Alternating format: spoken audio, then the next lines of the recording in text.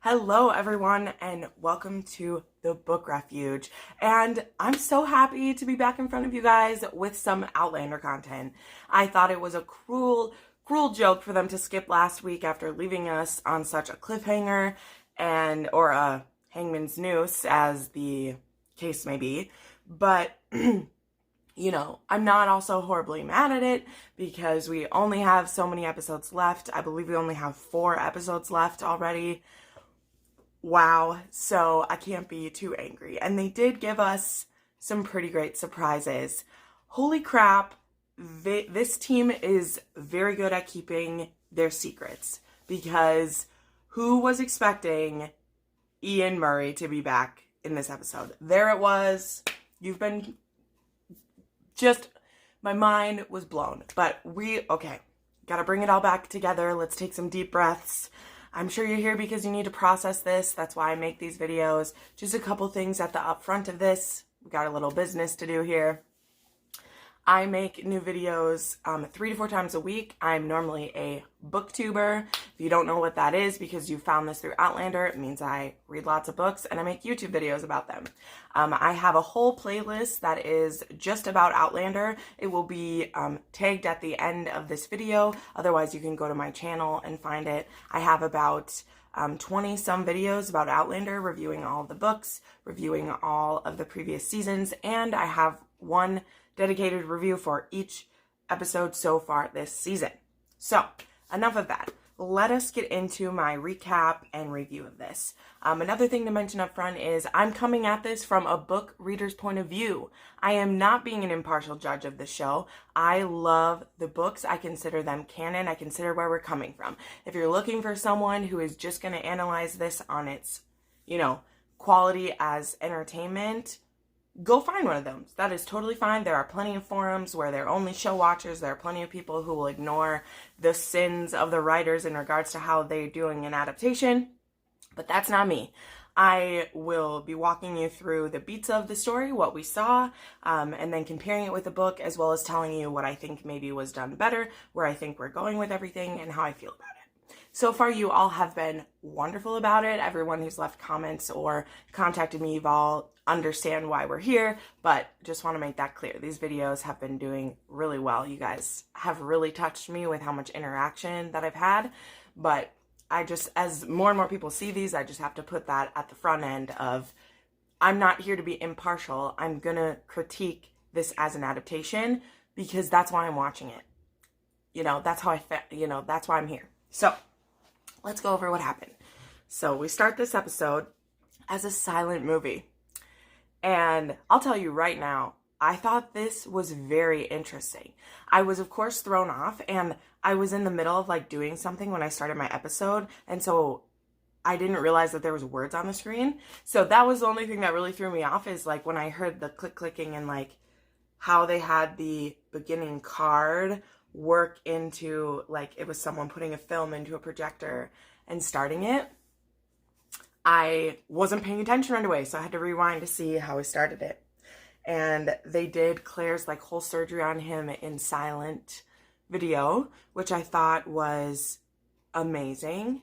I really felt that was such a unique way to show it, to show us what was happening in a detached manner, because that's how Roger is feeling. He's feeling very detached. He's feeling like he doesn't know what his purpose is now or where he's going to be going with it. And I thought that was conveyed in a really interesting way and is starting to show us, the trauma that he's going through. So we start the film with that.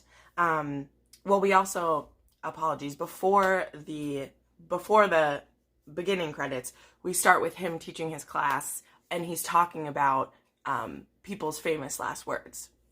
That's the title of this episode.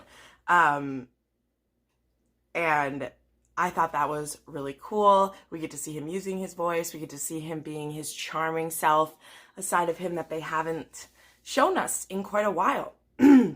Because we've seen Roger struggling and not knowing his place, and to see him in his element, teaching these young men, to see him and Bree flirting and being adorable together was such a contrast to what we'll see in just a couple minutes. So we see that, and then we skip ahead a couple of months, and so we're not seeing him in the raw part of healing, and we're seeing him be kind of glassy-eyed, and they talk a lot about what PTSD was, what shell shock was, and what that was for men who'd been to war, who'd been through traumatic events, and then are sent home and are just expected to be over it. And it's been a couple months. His throat should be healed. He should try to start to talk, but he's afraid.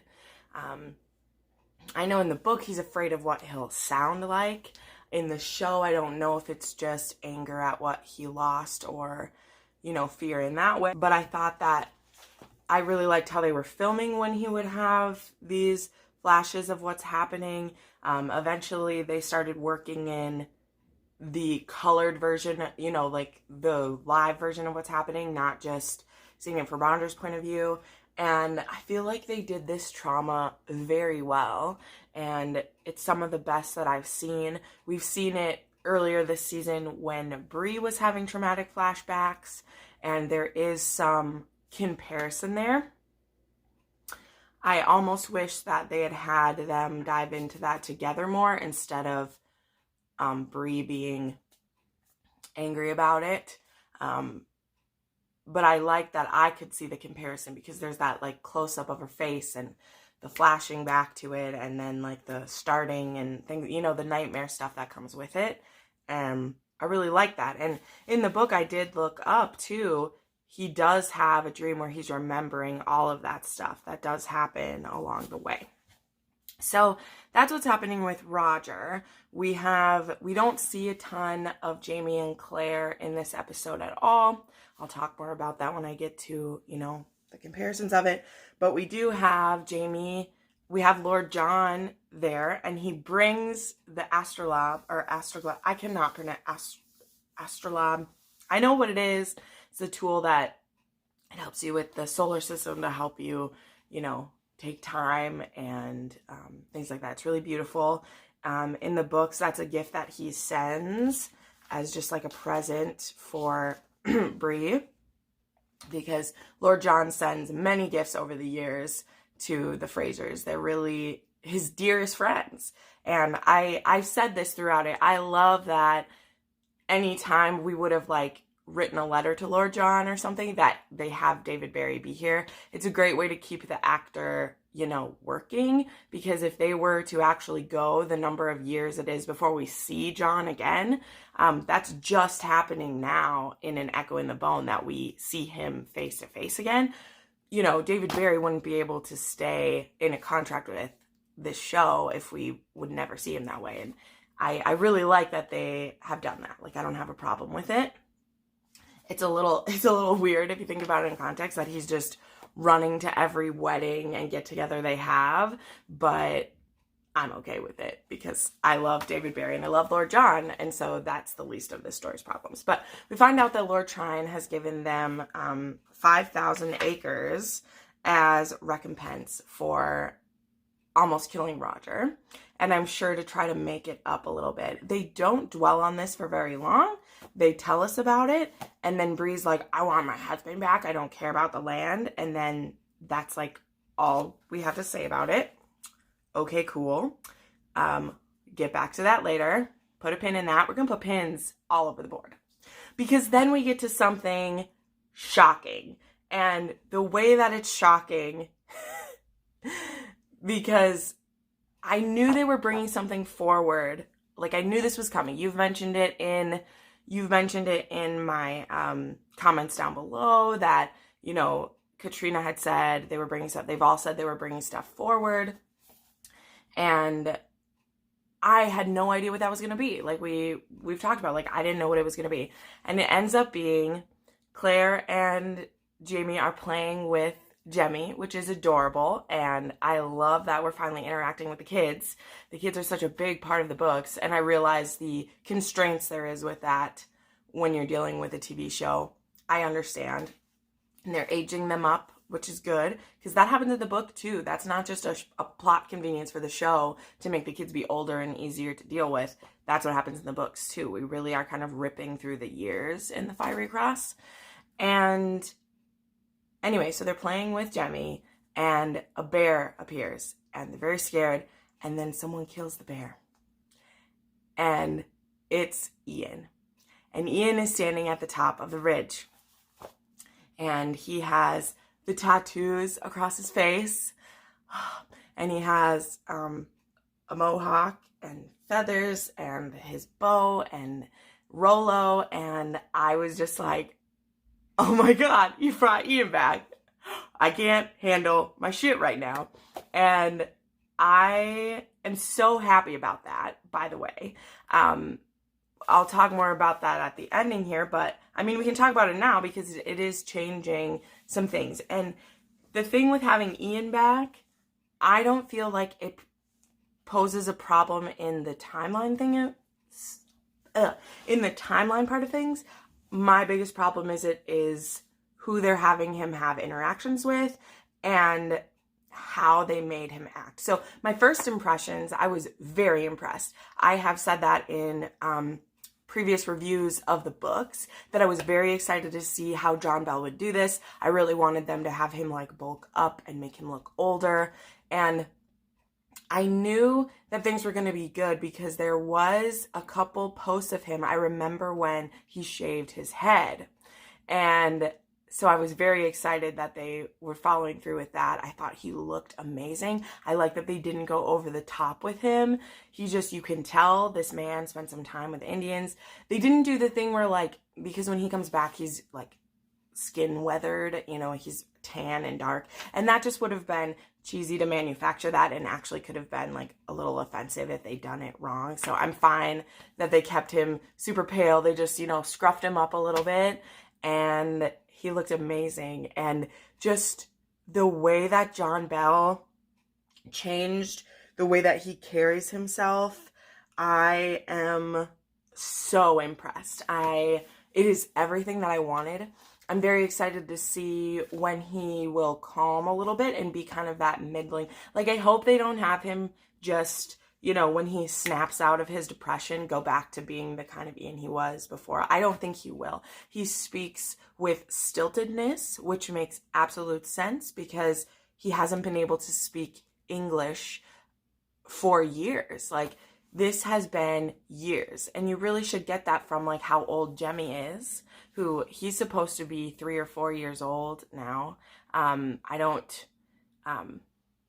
know that that's super clear, but this is supposed to have been, because I believe Ian Murray is gone but it's supposed to have been a few years since he's been gone. So they immediately start having him act like he's been through trauma. And you're supposed to see these parallels between Ian and Roger.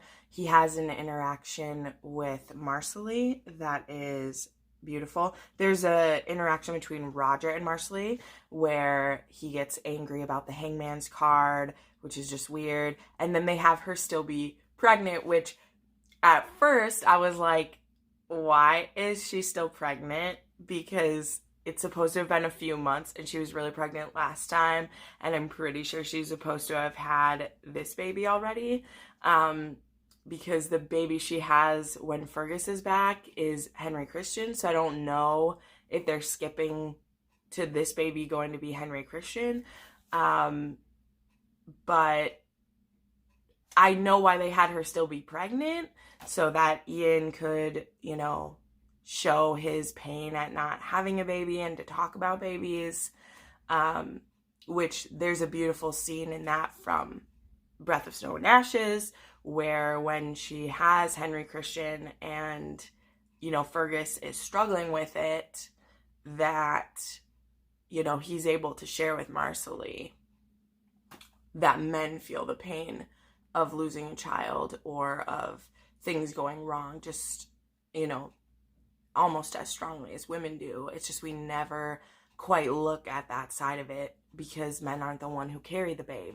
But that doesn't mean that they don't feel it in as much pain. So it's highly implied there that, you know, he's struggling with some kind of loss.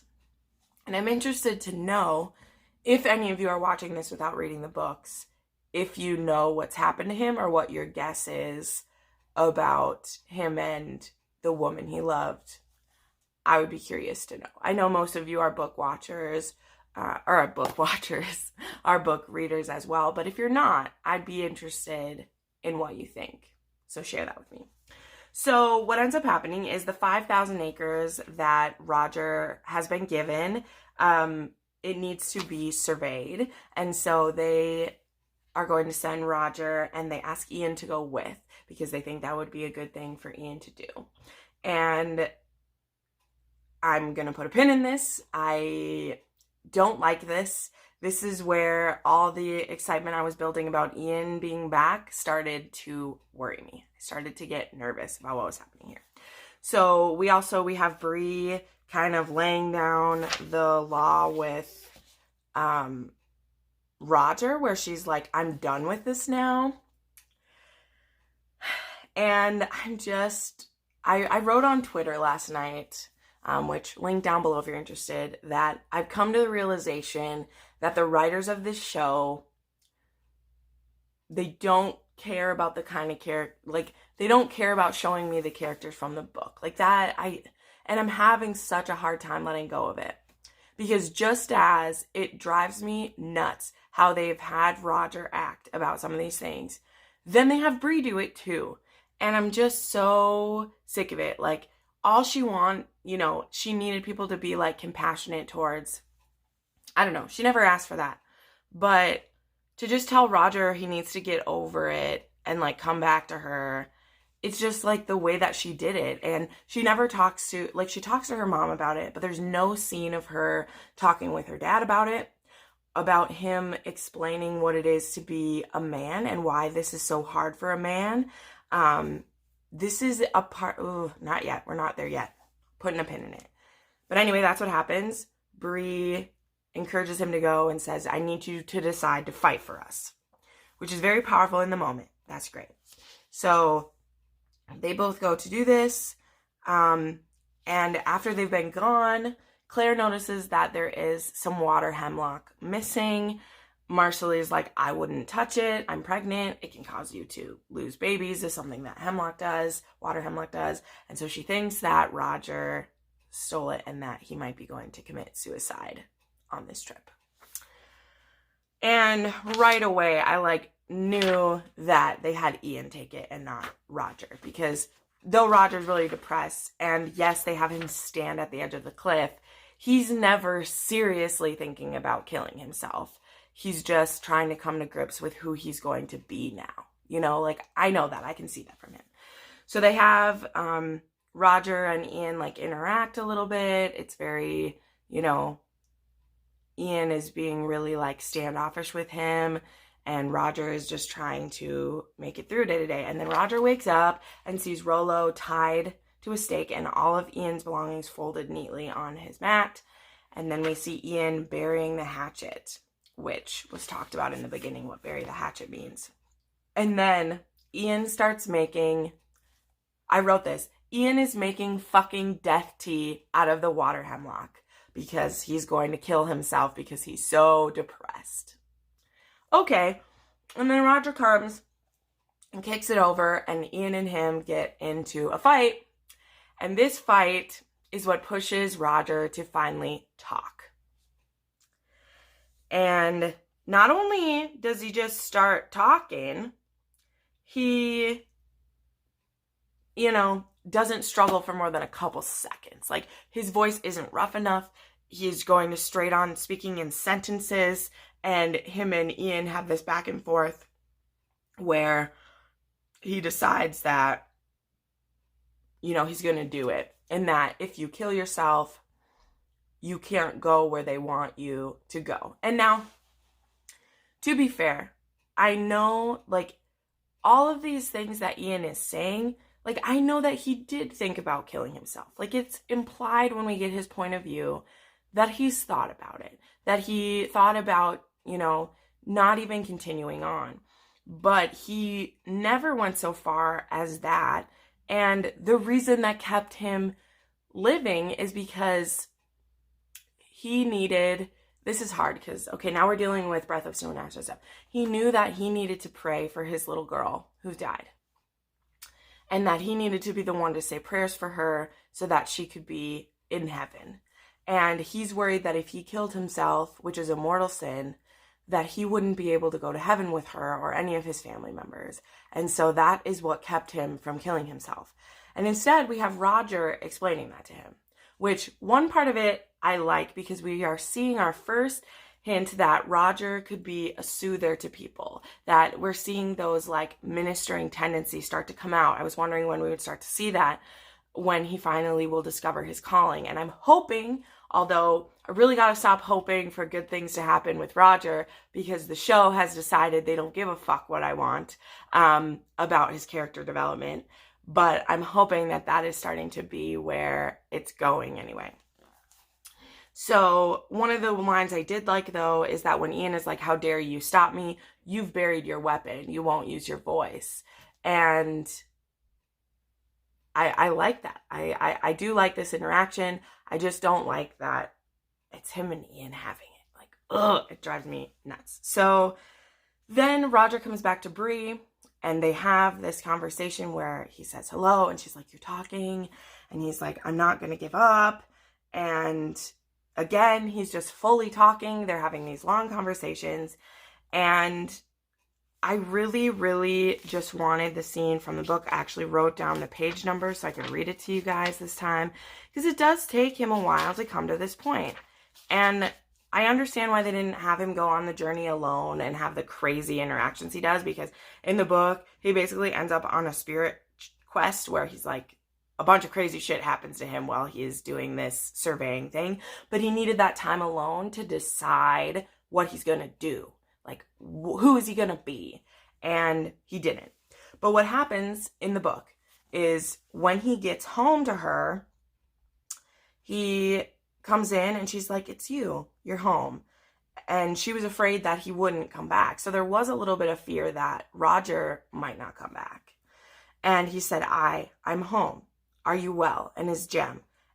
And she's just frozen. And she's like, oh my God, you're talking. We're fine. And he's like, why are you crying? And she's like, because you can talk. And he says this. He's like, she's touching his throat, and he's like, does it still hurt you to talk? And he says, it hurts, but I can and I will, Brianna. And that is the end. And so she says, come in, come out of the cold. And that's them deciding to go forward. And one of the things I love about Diana's writing is that there can be this like huge conflict between people and something you think can't be overcome. And then they have a conversation and boom, they've made up their mind. And that's the biggest thing I'm missing from these TV characters, is that there's that backbone in them that I'm missing. And it hurts me because these characters are meant for more. And it just is frustrating to me. So that's the end of the episode. And then I will say there is a lovely end credits with them singing Clementine together. So it is, it's Richard Rankin and Sophie Skelton singing Clementine together. And guys, that might make me tear up right now, because I've told you this in my book reviews in previous episodes. I love that Clementine is the lullaby that has, been associated with them as parents and with what they sing to their children, because I was saying that as a little girl. My grandpa would rock us and sing us Clementine. And I love that, to show them coming back together, they have them singing that over the end credits. And oh my gosh, it was so beautiful. And then in the scenes for next week, I think we're about to get the Jamie episode. And I see his interactions with Roger. And I just can't bring myself to even hope that it's going to be what I want. But it's going to be an episode. And at least it looks like it has all the characters that I want in it. So that should be fun. Okay, so that's an overview of everything that happened. As usual, that took a very long time. So now let's go back to all the things that I put a pin in. And I can, as usual, sum it up in this show hates Roger, because it's really easy to say. They're giving him this episode, which is supposed to be about his character really coming to fruition. And the main things that I missed are twofold. One, why, I need Jamie to be involved in this more.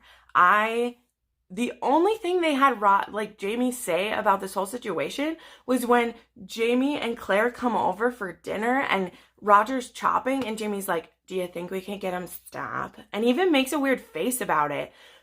Roger is like building onto the cabin and Jamie's annoyed that he won't stop working. Like, are you kidding me? Are you kidding me? This was the perfect opportunity for, after what Roger did for you, to try to warn your uncle. There's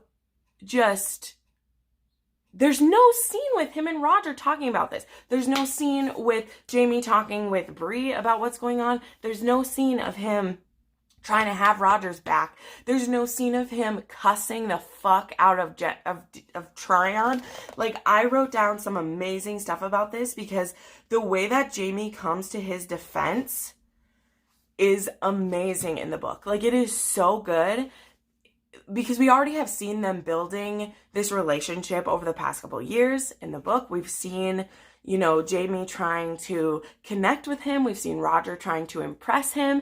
And what Jamie does, this completely changes who he thinks of Roger. And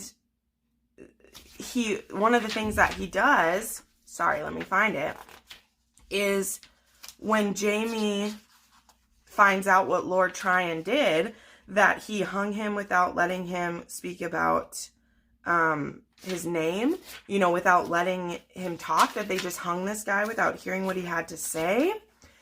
It infuriated him. And he tells Tryon that he's like, you laid your hands on my son. And I have this underlined here because he's like, you didn't let him speak. You didn't give him a chance to speak for himself. You just assumed that these people were telling the truth and you hung him. And the guy's like, it's a mistake. It's a mistake. Of course, if we'd known that he was yours, we wouldn't have done it. And he was like, you laid your hands on my son and we're done. And it's actually the thing that really completely breaks him from Lord Tryon. And I know they already had Jamie have a moment with him because Murtaugh died.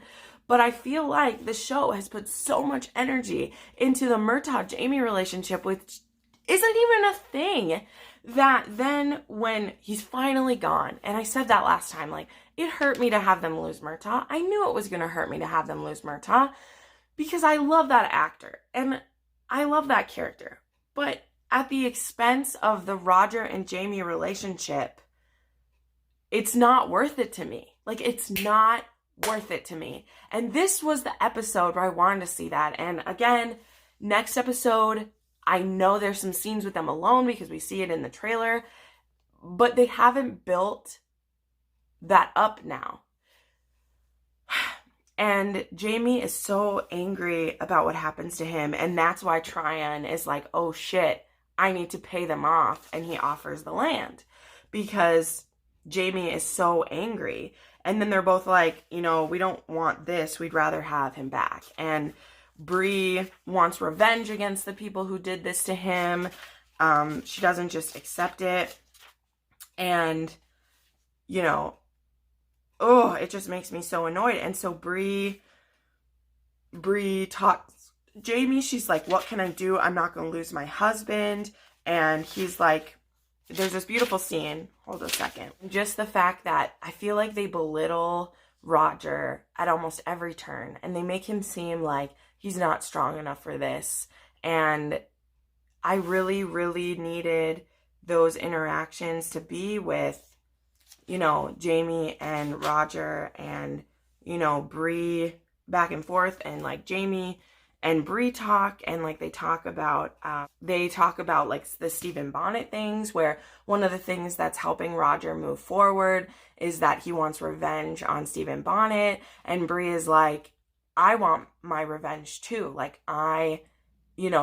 Why doesn't it matter what I want? And Jamie's like, I've been married for 30 years, and you can't keep, what do you think your man is for? He's there to protect you. He's there to avenge your honor. And he's like, what in God's name do you think a man is for? Do you want to keep him as a pet, a lapdog, or a caged bird?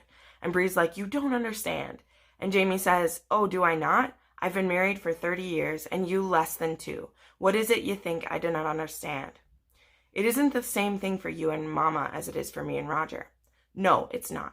Your mother has regard for my pride and I for hers. Or do you think her a coward who cannot fight her own battles? Which is a very powerful thing to tell Bree. And that a man needs to feel wanted and needed. And that's something that Roger isn't feeling. And then to have this on top of it where he can't sing or speak when that was his strength. And if they do go back to the future, he can't even be a professor because he wouldn't be able to talk that amount, like he's losing slowly everything to the past. And he needs to find a reason to want to go on. And I feel like they show that as a weak thing, is how it feels to me. Because they don't show him like, it's so frustrating to me. But anyway, main point of this, there's no interaction between Jamie and Roger. And then we have Ian come in. And this way, it goes in the other direction. That day that he has with Roger, where he shares about who he is, that happens with Bree. Bree and Ian actually go hunting together many times in the books. And Ian has a special connection with Bree that he doesn't with anyone else. And she's actually a woman that he thought he was going to marry for a while. And so he has like a little bit of like a crush on her as well. But now he's a man and he views her as the strong woman that she is. He has great respect for her. And it's actually her that he opens up to about his wife and child and what happened with Emily and what happened with that baby. And it bothers me that all those things he shared, not so much that they're with Roger, but just how they're shared, and that he's angry that he stopped from killing himself and that he needs Roger to tell him why he needs to live.